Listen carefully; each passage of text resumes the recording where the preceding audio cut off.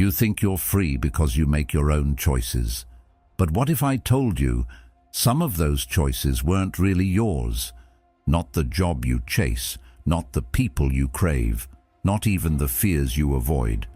What if your life has been quietly guided by a version of you that you didn't choose, one shaped by survival, not by truth? That's not philosophy. That's not mysticism. That's psychology. That's real. Most people don't need more freedom. They need more self-awareness, because the only real prison is the one you live in unconsciously, the beliefs you never questioned, the patterns you never saw, the wounds you never healed. Carl Jung called it the shadow. Marcus Aurelius called it the inner citadel. Both knew the same truth. If you don't know what's moving you from the inside, then you're not living. You're just reacting. But here's the good news. The moment you see the mask is the moment you get to choose. That's what this video is about. Not fixing, not pretending, just noticing, honestly, compassionately, and maybe for the first time, remembering who you were before the world told you who to be. And if something in that strikes a chord, if you find yourself breathing a little deeper already, then I'm glad you're here. We're building something rare, a space for real inner work, rooted in clarity, courage, and the kind of wisdom that doesn't flinch. If that resonates, here's a simple, free favor I'll ask. Hit that subscribe button. It helps us keep doing this work, quietly, steadily, and for real. Now let's begin, because true freedom doesn't come from breaking rules. It comes from breaking illusions. From the moment we're born, we're taught how to behave, how to be good, not good in the sense of virtue, but in the sense of acceptability. We quickly learn what earns us a smile, what makes people pull away, and what gets us praised or punished. And so, we adjust. We hide certain feelings. We push down questions we're not supposed to ask. We become experts at sensing what others want from us and giving it to them. You hid the parts that were too intense, too emotional, too different. You learned to laugh when you didn't find things funny. You said yes when everything inside you was begging for a no. You watered yourself down so you could fit in better. And over time, that compromise started to feel safe. The world didn't push back as much. People liked you. You got approval. But there's a cost to that kind of peace, because comfort isn't peace, not real peace. Real peace doesn't require you to shrink. Real peace doesn't feel like something you earned by abandoning yourself. What you felt instead was relief, a temporary silence bought by betrayal of the self. And the deeper problem is this: after wearing that mask long enough, you stopped noticing it was even there. You didn't just act like the version of you others approved of. You started to believe you were that version. Carl Jung said, "The most terrifying thing is to accept oneself completely. Because when you realize how much of yourself you've silenced, buried, or distorted, it shakes you. But there's also something freeing in it. Because something in you remembers. That small ache in your chest when you're alone. That quiet discomfort when everything seems fine. That's your real self trying to come back to life. It never died. It just got quiet. The soul doesn't vanish. It waits. Sometimes for years. Sometimes for decades. And then, one day, something cracks. And you can't unsee what you've seen. Socrates said, "The unexamined life is not worth living." But what happens when the life you're living isn't really yours? What if it's a performance built on fear, shaped by expectation and sustained by silence? Who are you performing for, and why? When you trace it back, it's often not even your voice you're obeying. It's the voice of a parent you wanted to please, a teacher you feared disappointing, a culture that told you what strength should look like. And those voices, though long gone, still echo. They still pull the strings unless you become aware of them. And here's the thing. Awareness isn't always pleasant. In fact, it's often uncomfortable. It disrupts the routine. It confronts you with truths you'd rather ignore. But as Plato wrote, the price good men pay for indifference to public affairs is to be ruled by evil men. And the same goes for your inner world. The price you pay for ignoring your truth is to be ruled by your wounds. At first, it feels like breaking apart, like everything you knew about yourself is up for question. But that's not destruction, that's liberation. Because once you see the mask, you get to choose. You get to ask, do I still want to wear this? There's no quick fix, no shortcut. But there is something more valuable, an invitation, to meet yourself honestly, to listen to the parts of you you've silenced, to hold your contradictions instead of judging them. As Aristotle said, knowing yourself is the beginning of all wisdom, and self-knowledge isn't clean or easy. It's messy, raw, and deeply human. But once you begin that process, something shifts. You stop chasing approval. You stop begging the world to validate a version of you that isn't even real, and you begin to settle into something quieter, but infinitely stronger. A kind of freedom that can't be taken away because it doesn't depend on anyone else's permission. And that's where peace starts. Not in perfection, but in truth, in wholeness, in no longer needing to perform. Carl Jung didn't call it self-sabotage. He called it the shadow, the part of you that holds everything you've pushed away, not because it was evil, but because somewhere along the way, someone made you believe it was unacceptable. That part of you that feels jealous when someone else shines, the part that gets angry when you're overlooked, the part that craves recognition but is too ashamed to admit it. It all lives there, quietly, waiting. And as long as you keep pretending those feelings don't exist, they grow stronger. You might think you're making rational choices, that you're just unlucky in relationships, or that stress makes you snap. But what if that wasn't true? What if those blow-ups, that stuckness, those moments you regret, weren't random at all? What if something within you was playing out the same old story over and over because you never stopped to listen to it? That's your shadow. It's not some abstract idea. It's the buried part of you still looking for expression. Jung said, "Until you make the unconscious conscious, it will direct your life, and you will call it fate." That one sentence explains more pain than most people realize. Because we walk through life thinking we're in control. But in reality, most of us are acting out emotional blueprints we never consciously agreed to. You find yourself drawn to the same kind of people, the ones who don't see you, the ones who take more than they give.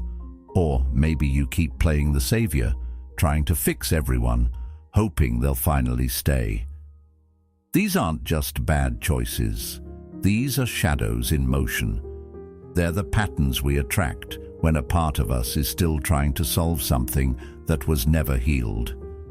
And when it happens, we say things like, "Why do I always do this?" Or "What's wrong with me?" But those aren't the right questions. The better question is, what am I not willing to feel?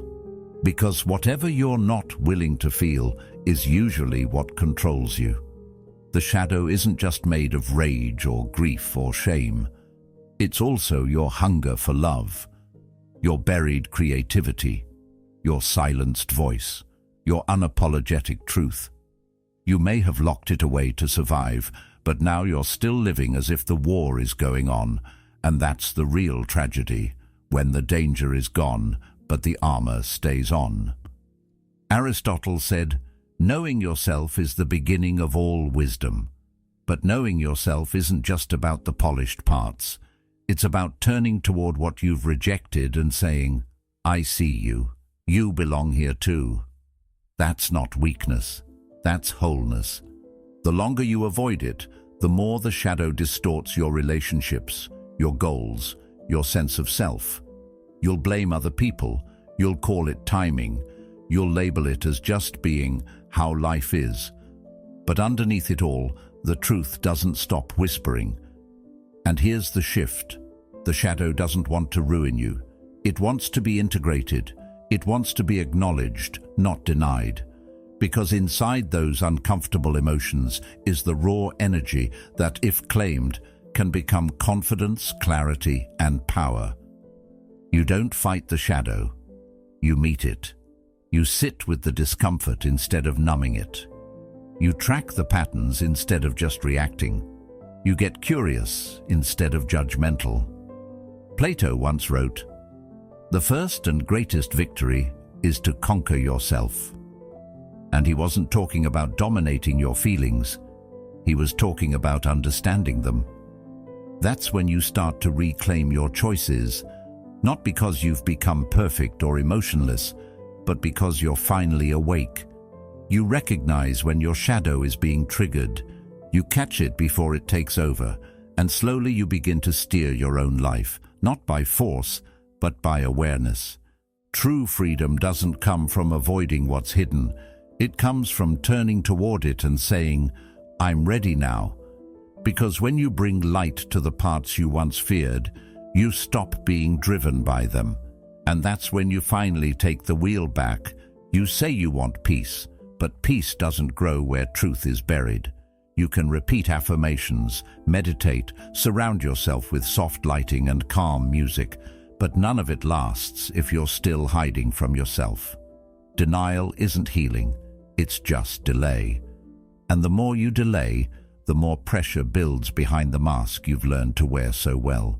You say you want love, but how can anyone truly love you when you don't show them who you really are?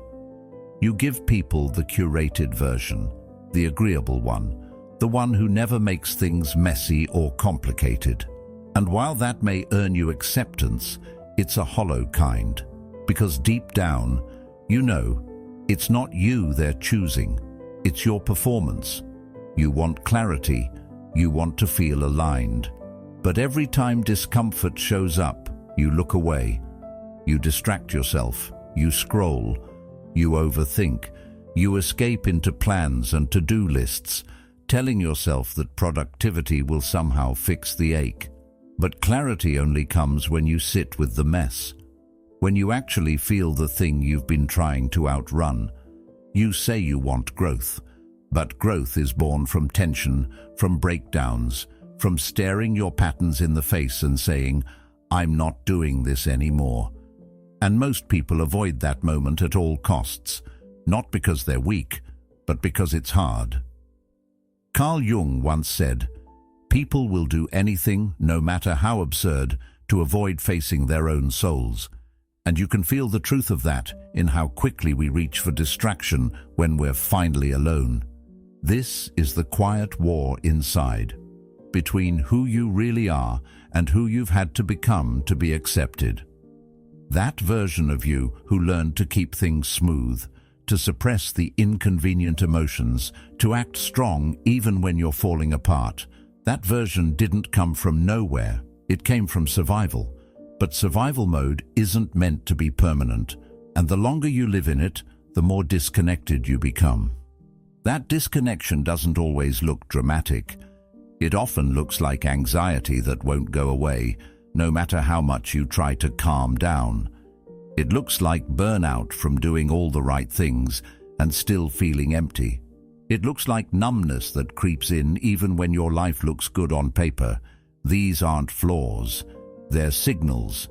As if your body, your mind, your very spirit is waving a flag and saying, "You've drifted too far from yourself." Plato said, "The worst form of injustice is pretended justice."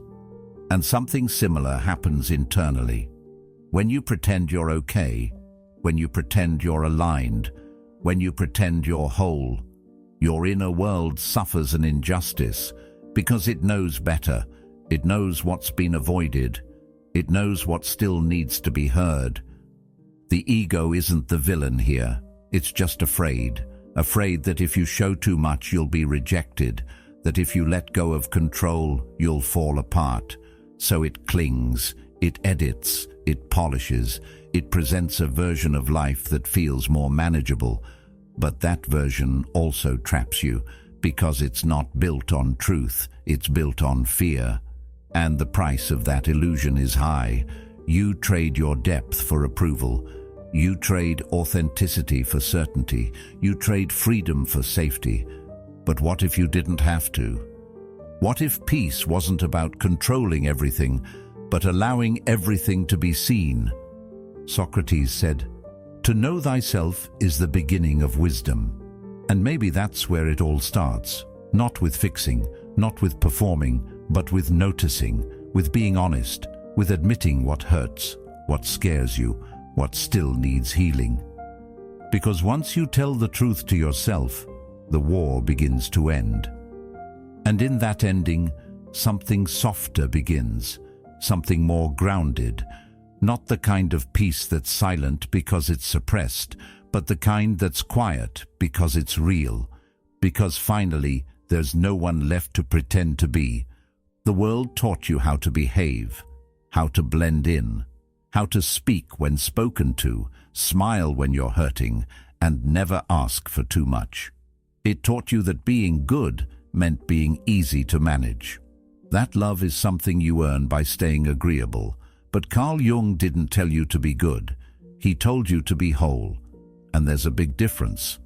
To be whole means to welcome all of who you are, not just the polished parts that get praise, but the rough edges too. The pride that shows up when you succeed, the pain that lingers when you're alone, the strength you rarely acknowledge, the shame you try to bury. All of it is you, and when you cut pieces of yourself out just to be accepted, you don't become more lovable. You become less you. Fragmentation doesn't always look dramatic. Sometimes it just feels like a low hum of emptiness, like you're living slightly outside your own life, going through the motions, nodding at the right times, saying what's expected, yet feeling like a stranger behind your own eyes. That's not peace. That's imprisonment. Plato once said, "The worst of all deceptions is self-deception," and he was right. The moment you start lying to yourself about what you want, what you need, who you are, you break that inner connection. And over time, that disconnection starts to hurt. It shows up as exhaustion you can't explain, as resentment that keeps building, as joy that feels just out of reach, no matter how much you accomplish. The first step toward freedom isn't a massive leap. It's a decision, a quiet, honest moment where you say, "I'm done pretending." You stop performing for applause that doesn't satisfy. You stop contorting yourself to meet expectations that drain you. You stop chasing the comfort of being liked and start reaching for the deeper satisfaction of being real. Yes, it will cost you. Some people won't know how to handle your truth.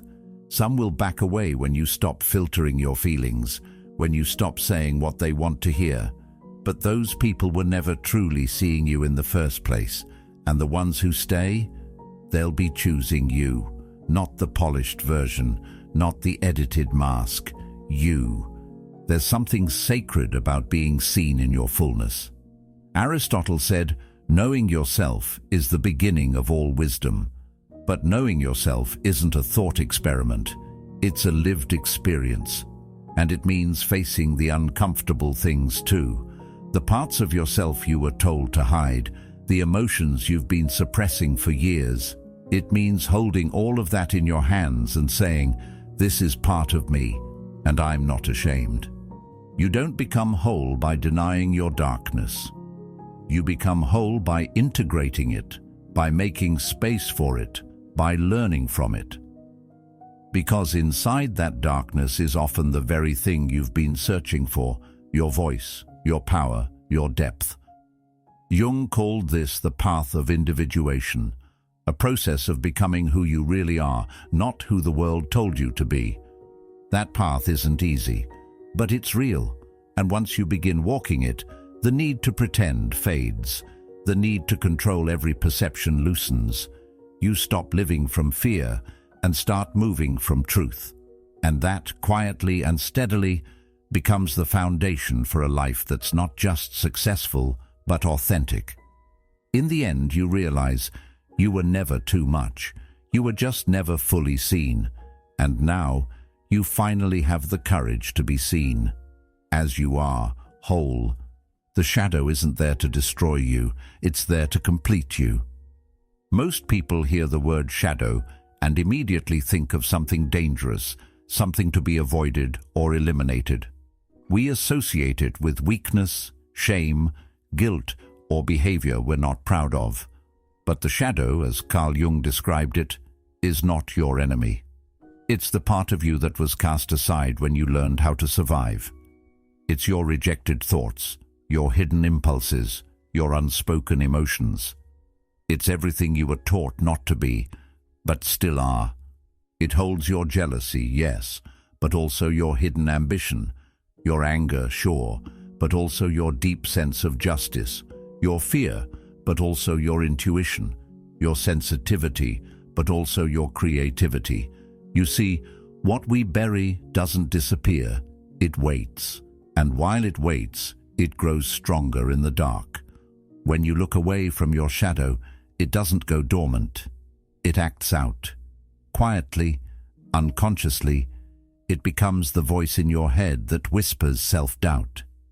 It becomes the pattern that keeps you stuck in the same arguments, the same heartbreaks, the same fears. It shapes your choices while convincing you they're rational. It makes you mistake your coping mechanisms for personality traits. And the more you ignore it, the more chaos it creates. But when you stop running from it, when you turn toward it honestly, without flinching, everything changes. You start to see the raw material your shadow carries.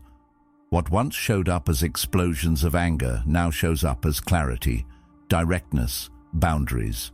What once felt like envy turns into drive, a desire to create your own version of what you admire. What used to feel like fear begins to sharpen into alertness, into instinct. That's the power of bringing the unconscious into the light. Jung said, "Until you make the unconscious conscious, it will direct your life and you will call it fate."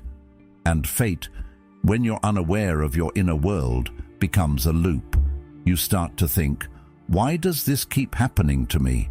But what's really happening is that your shadow is living through you, acting through your blind spots, repeating what was never healed.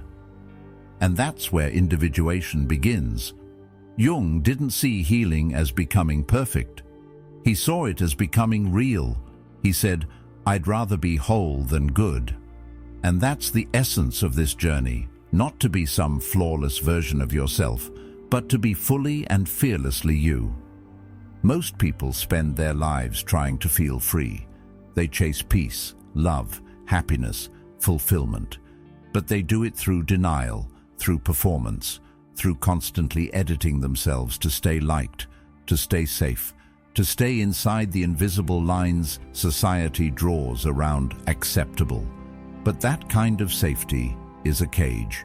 You get good at pretending, you master the performance, but behind closed doors you feel numb, you feel disconnected, you wonder why nothing ever feels real. The truth is, freedom isn't something you find, it's something you remember, because you were born whole. Before anyone told you who to be, what to hide, or what to be ashamed of, you were already free, fully expressed, curious, bold, sensitive, intuitive. But then, little by little, you were told, that part of you, too much, this part, not enough, that emotion, unattractive, that truth, inconvenient. So you split. You buried parts of yourself just to belong. And at the time, it was survival. It made sense. But now you're carrying a fragmented self and wondering why you feel like something's always missing. Plato once said, "The soul takes nothing with her to the next world but her education and her upbringing." What you absorb, especially when you're young, becomes your internal blueprint. It becomes the foundation of your shadow, And until you confront it, until you examine it, it becomes the silent architect of your life. This is why emotional patterns repeat even when your circumstances change. You can leave the toxic relationship, find a better job, move to a new city, but if your shadow isn't integrated, the same core wounds find new ways to show up. They dress in different clothes, speak in different voices, but the story is always the same. So what does integration look like? It's not some grand event. It's subtle. It's the moment you catch yourself spiraling in self-doubt, and instead of collapsing, you get curious. You ask, whose voice is that really? It's the moment you feel triggered, and instead of lashing out, you pause and ask what that anger is trying to protect. It's when you finally stop apologizing for having needs, for feeling deeply, for being human. Integration is when you become the observer of your shadow, not its puppet. It doesn't mean you won't feel fear or envy or insecurity anymore. It means those feelings no longer get to control your decisions. They don't hijack your relationships. They don't keep you stuck. You recognize them for what they are: old signals, echoes, leftovers from a story that no longer serves you. And with that awareness, you take your power back. Socrates said, "The secret of change is to focus all of your energy not on fighting the old, but on building the new."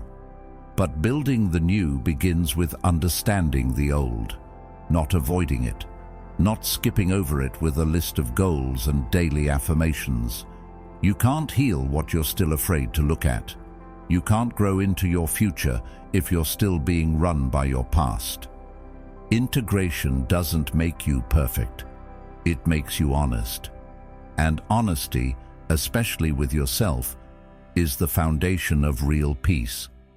When you stop lying about who you are, when you stop hiding parts of yourself just to be accepted, you finally feel what it's like to exhale. You move through the world with less tension because you're no longer performing. You speak with less hesitation because your words are rooted in truth. You love with less fear because you're no longer terrified of being fully seen. That's real freedom, the kind that can't be taken from you because it was never dependent on anyone else. It wasn't something you had to chase. It was always inside you, buried beneath the roles, the expectations, the fear, waiting to be remembered. Aristotle said, "Happiness depends upon ourselves, but not the version of ourselves we pretend to be, the real one, the one we've been running from, the one that holds both the light and the dark, the strength and the softness, the logic and the longing." And once you meet that version, the search ends. Not because life becomes easy, but because you no longer feel lost in it. You know who you are. And even when you forget, you now have a map back to yourself. That map is the shadow, not a curse, not a flaw, a compass, a reminder, a necessary mirror. Freedom isn't the absence of struggle, it's the presence of wholeness. And now that you understand what's been calling from within you all along, now that you've seen the truth, you can't unknow it. You're not broken, you're just divided. And now, you're coming home. You were never missing pieces. You were just waiting to remember all of who you are. If something in this spoke to you, don't stop here. There's another video waiting for you, right on the screen, that continues this journey inward. Thank you for being a part of Stoic Journal. Come back when you're ready to go deeper. We'll be here.